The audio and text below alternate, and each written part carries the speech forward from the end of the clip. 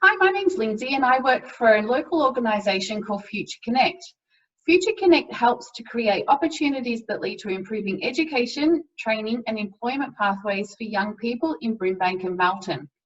In today's industry chat, we are joined by Mark, who is a trainer at AGA and has over 42 years experience working in the trade industry, specifically in carpentry. So welcome, Mark, and thank you for joining us today. Thank you very much, Lindsay. Now we're going to jump straight into it, Mark, because 42 years, I know a lot would have happened in there. So let's get into your career journey and tell us how you got to where you are today. I started my apprenticeship in 1978, 3.5-year apprenticeship in those days. You got 6 months off if you completed, as we call it now, year 11. You also get time off on apprenticeships if you do a pre-app these days. Yep. Then I worked for myself for about 25 years, subcontracted to other people. And then one of my work colleagues, who I also did my trade school with back in the day, he asked me if I ever thought about getting into training, Yep. which I had done in an unofficial way with people that worked with me. So I thought, yeah, I'll give it a go, and thought it'd be a good idea to put something back into the trade. I've had about 15 apprentices work for me over the time, Yeah. most of them have successfully completed their apprenticeship. And yeah, I really enjoyed, I started off in TAFE and then I've moved to a couple of different RTOs over the time. Yep. And I love it. Excellent.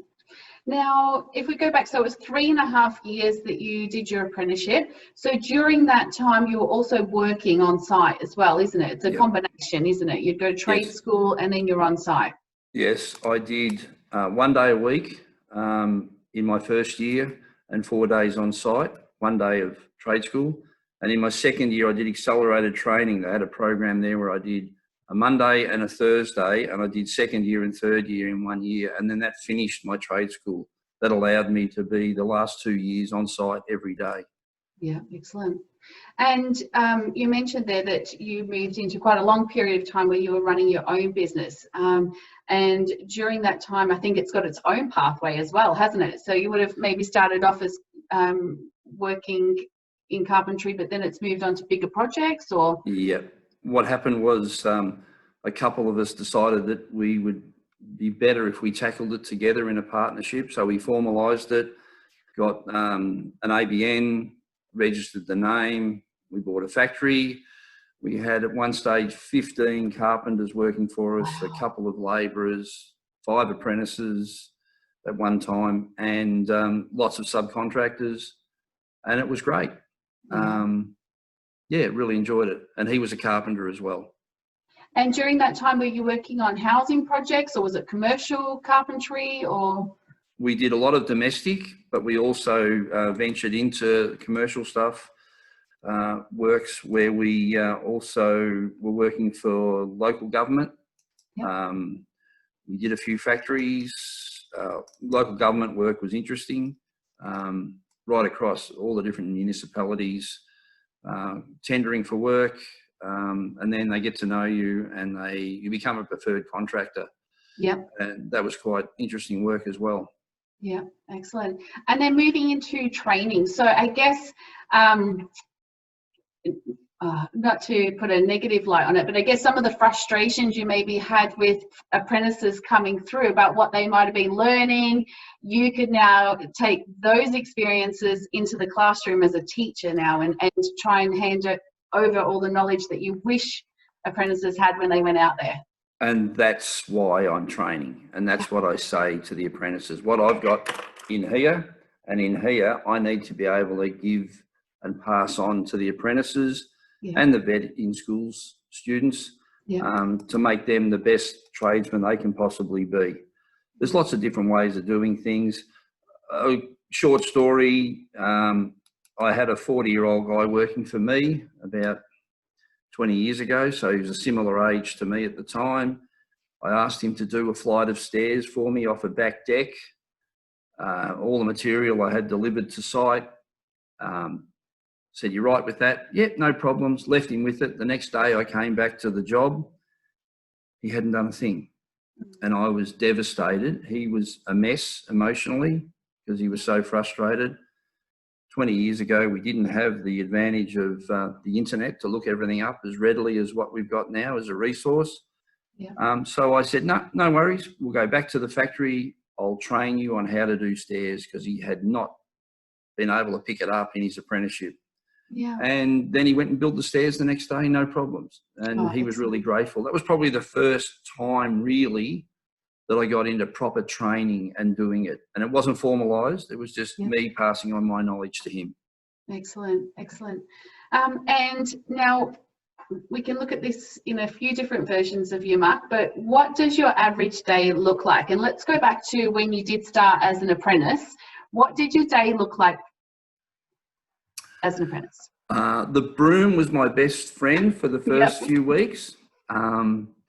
Can you carry that? Can you move that? You have to follow instruction. You have to. They're the ones with the experience. Their job. They're in charge of trying to turn you into a proper tradesman eventually.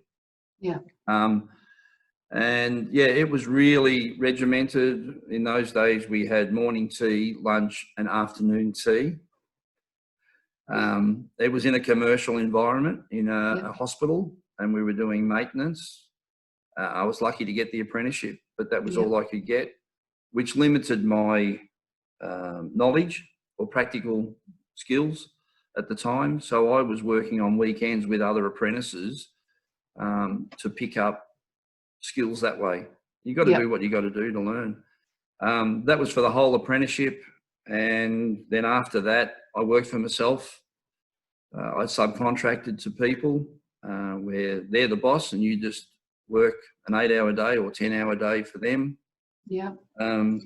But 8-hour day for them, but what happens when you get home? Because when you're a business owner, it never really stops, does it? That's right. Yeah. So if you're a subcontractor, you finish work and normally that's it. Mm-hmm. But there are invoices that need to happen, tax requirements. It never ends really. Once you start working in the building trade, it's not just go to work, go home. There's always things that have to happen.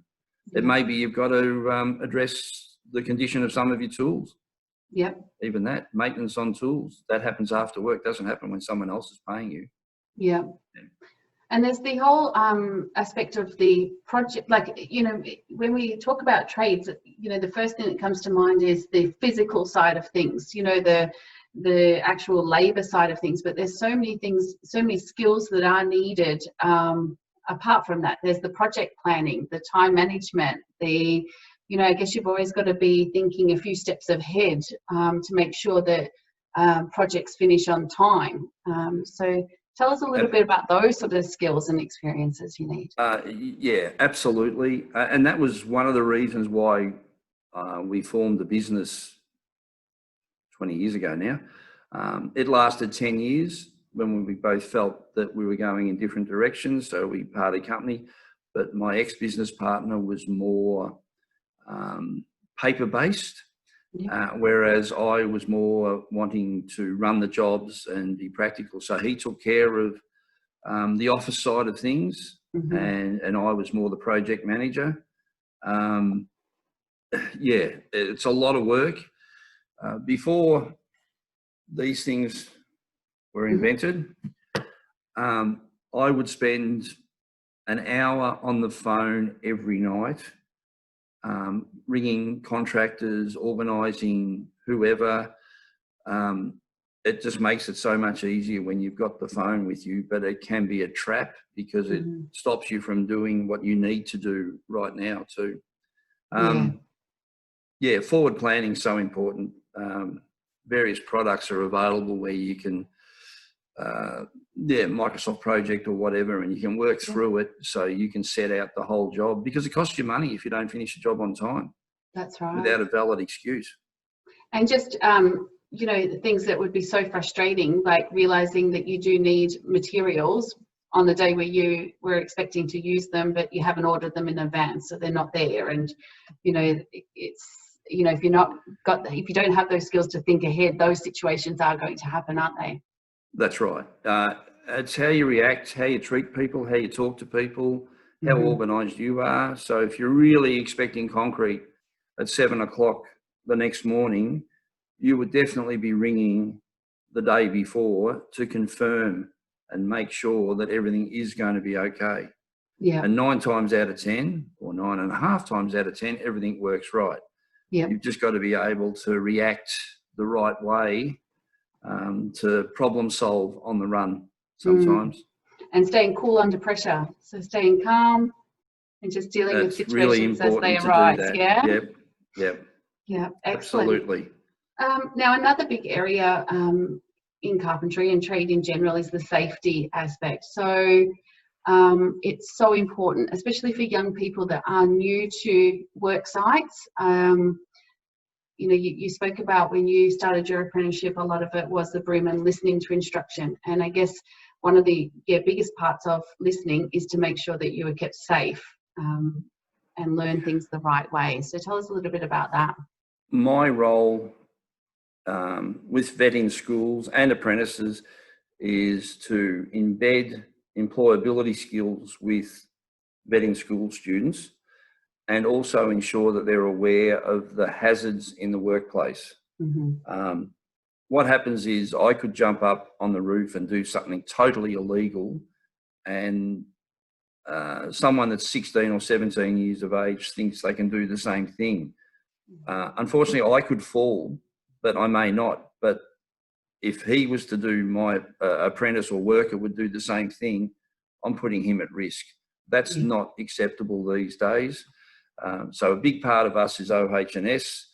The first 3 months of being here, when we do theory, it's all OH&S. We do the white card, which is required to be able to go onto sites, and we do all the OH&S units. We go out and learn how to climb a ladder properly, how to carry things properly. It never stops. We work right through it all the way through.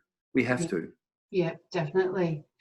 So tell me, what is the best thing about working as a carpenter, being a builder? It's different every day. Yeah. There's so many different parts of it. You've got framing, you've got all the estate work where you can focus on one particular part of it. You've got commercial, you've got industrial, you've got maintenance, you've got even the handyman of the world. There's so many different things to do and so many different parts of the trade. As a carpenter, you're expected to be the one that runs the job. The plumber doesn't know where this is or how to do or what to.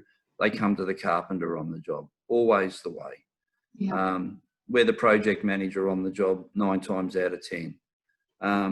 Dealing with the clients, you become part of the family when you're renovating and extending someone's house, because you're there at 7:30 and you're gone at 5, and you're there all day. You see the kids get up and go off to school. Depending on the length of the job, you see babies get born, the whole lot. Not physically, but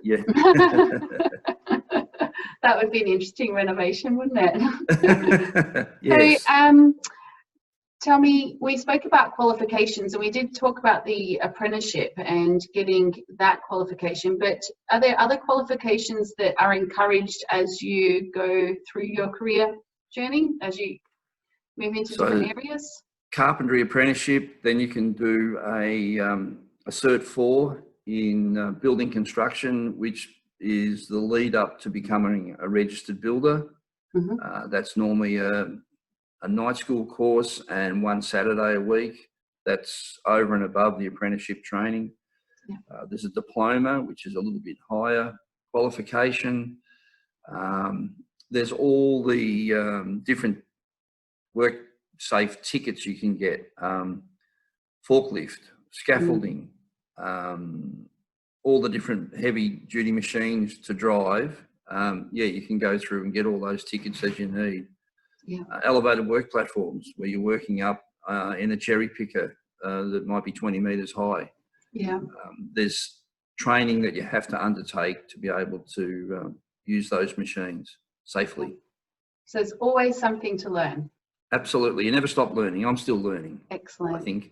Yes, I am. Now, our final question, and we've got one more question. So as you know, you've been in the industry for a long time, but where do you see the industry going in the next 5 years? I think training is going to be become better with what we've just all been through. I think that there'll be more and more apprentices, and we need to improve on how we do things to make it a better experience, which we've had various meetings in the last few days about that, trying to ensure that everyone gets the best outcome possible. Yeah. The industry itself, I think, unfortunately, will probably be going a little bit of the American way, where if you put windows in for a job, that's all you do on the job. If you put trusses up, that's all you do. It's not one person does everything or a team of guys do everything. It'll be specific, broken down into specifics. Yeah. That's the way I'm seeing it going. In the commercial sector, it's already that way. Yeah. So domestic, I think it'll happen the same thing. So for the project manager, they go from dealing with, a couple of subcontractors to then, huge amount of people they've got to coordinate, as you said, like working on a renovation, for example, or a new build. A project manager, you're working for the business owner. You have to deal with the architect, the hardware stores, all the different suppliers, the client, the building surveyor, who checks to make sure what you're building is what's on the plans. You go right through from insurance companies to, if there's a theft, you're dealing with police. The project manager is the one that has to do everything. Yeah. So it sounds like a big job. So what advice do you have for a young person who is thinking about carpentry as a career path? Go for it. I've loved it. Never wanted to be anything else. It's a fantastic career. Can be physically tough, but the more you do, the stronger you get. Take care of yourself, and it's a great career. Excellent. And a couple of things just on that. I'm thinking about a young person who is only just thinking about where they're heading. Working in trade in general. I mean, you've got very early starts, haven't you? Yes. So you're expected to be on site at least 10 minutes before start time, which is generally what time? That's what I spoke about before. Employability skills, that's part of it. You don't turn up late. You must be early. Even if you sit in the car and have a cup of coffee or eat your Maccas or whatever you want to eat it then and be ready to work when the boss expects you to be there working. Yeah. If you rock up 10 minutes late, you won't do that twice. He'll finish you up, and there's plenty of other people who will want that job. Yeah. So, you must turn up on time, ready. We prepare you for doing job interviews even. We go right through it. It's important that you understand what's expected of you. Yeah. And what about their tools? So what, as a young person, what sort of, how many different tools are they expected to have? And is this like a collection that grows over time, or is there, how does that work? It does, it grows. You're not expected to have every tool. When you're a first year apprentice, you're lucky to have anything. Part of my job too is to ensure that they realise they've got to have a nail bag. They've got to have a hammer, even though the hammer is not used anything like what it used to be. When I started, there was no nail guns or anything like that. Now there is. The basic tools, and they can get a tool allowance or a grant from the government that allows them to go out and purchase tools they need. As long as you've got a car and you can transport them, and they stay safe, everything's good. But you don't have to have them straight away. It's just a matter of time, because there's so many different tools that you need to be a carpenter, builder. Because there's so many different parts of the whole process, but not straight away.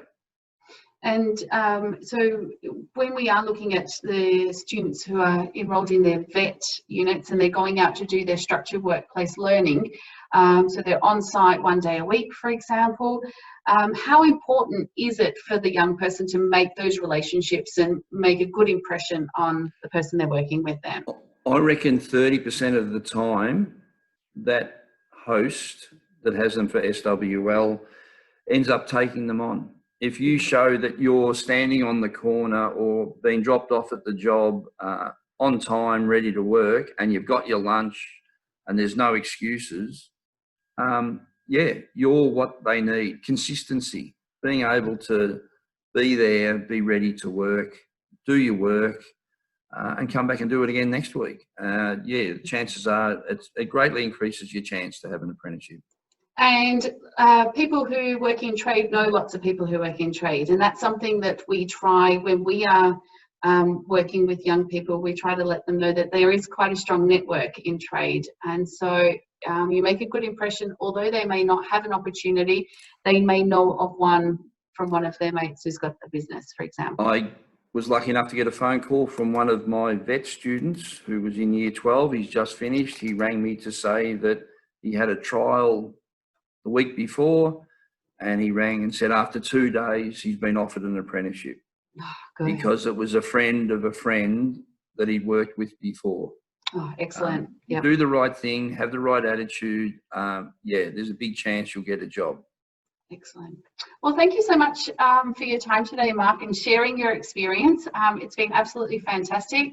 So yeah, thank you and have a good day. Thanks, Lindsay. Okay, bye-bye.